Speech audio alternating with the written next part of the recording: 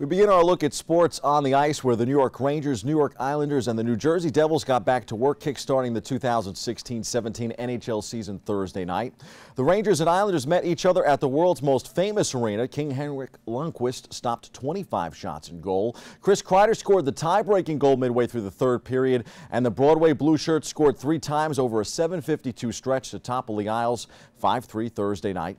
Meanwhile, the New Jersey Devils were in Florida for their opener against the Panthers. The Panthers honored the memory of the late, great Jose Fernandez, the Florida Marlins pitcher who was recently killed in a tragic boating accident. The team wore Fernandez number 16 jerseys in pregame warm-ups. Fittingly, Alexander Barkov, the real number 16 for the Florida Panthers, scored the game winner with 2:12 left in overtime. The Panthers edged the Devils 2-1 in the season opener for both teams. Rangers will skate in St. Louis Saturday. The Islanders will be in Washington Saturday, and the Devils drop the puck in Tampa Bay Saturday night.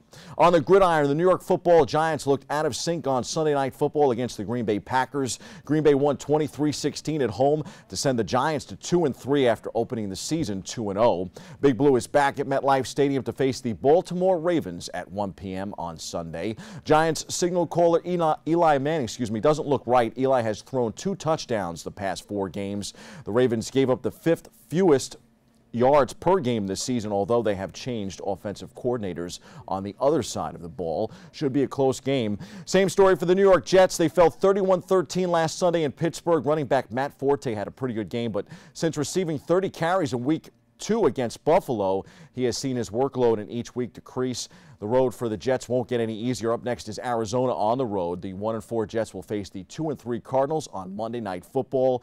Arizona defends the run pretty well. The Jets need more from Forte and Bilal Powell on the ground.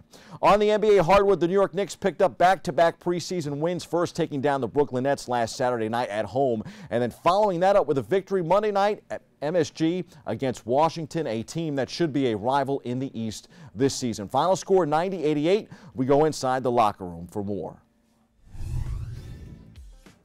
It's great. Me and D Rose being able to play against each other, compete every day. That's why I say it was one of the best training camps ever.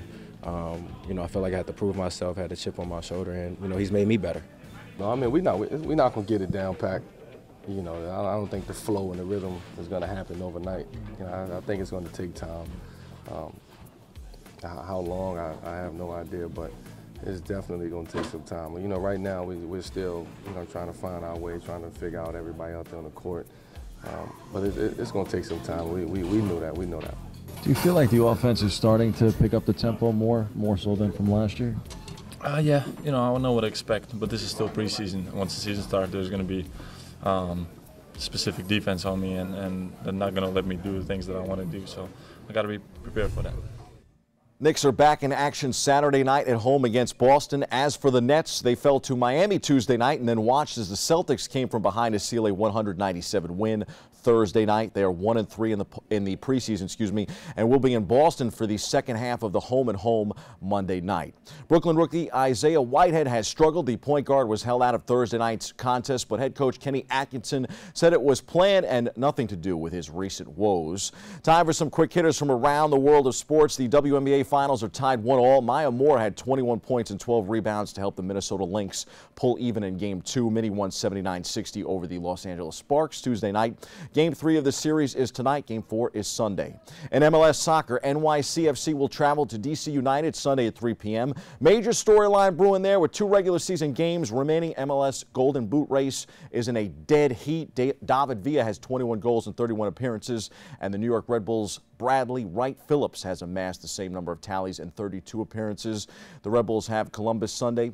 Regardless of the outcome there, both teams are postseason bound. That's something extra special for NYCFC in its second season in the MLS. Also locally, Fordham football is coming off a 58-34 victory over Lafayette College. The Rams are home this weekend to host Yale on Saturday at 1 p.m. That's Salute to Heroes Day at the Rose Hill campus. Check out FordhamSports.com for more.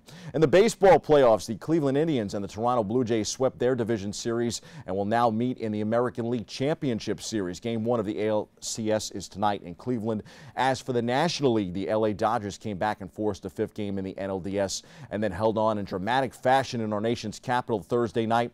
The Dodgers upended the Nationals 4-3, summoning 3-time Cy Young winner Clayton Kershaw from the bullpen in the 9th. He got Daniel Murphy, who finished 2nd in the NL batting race for the second to last out, and then capped the game with a strikeout of Wilmer Difo.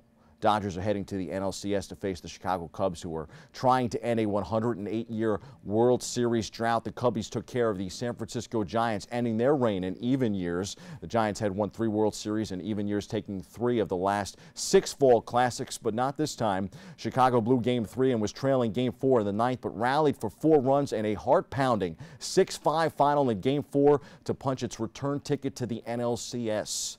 Those are the headlines. We hit the C-list for a note on the Chicago Cubs.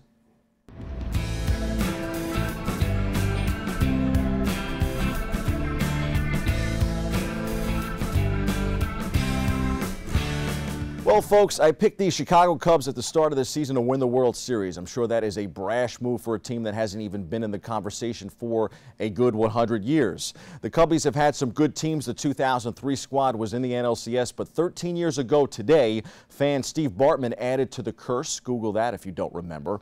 Last fall, the Cubs ran into the Mets, their kryptonite, but perhaps this fall is about to be different. The Cubs have passed their first test and in doing so made some history. They became just the second team in history to charge back from 3 runs behind in the 9th inning to clinch a postseason series. The other, the 1986 World Series champion New York Mets. I'm sure Cubs fans were delighted because although Game 5 of the NLDS would have been back in Chicago, San Francisco was riding a 10-game unbeaten streak in elimination games, something that ended Tuesday night in San Fran. Now, the Cubs are 4 games away from the World Series and then 4 games away from ending another streak. Wins, of course, that is. This one a drought, the longest in history. 1908 is the last World Series title for the Cubs. Will 2016 be the next one?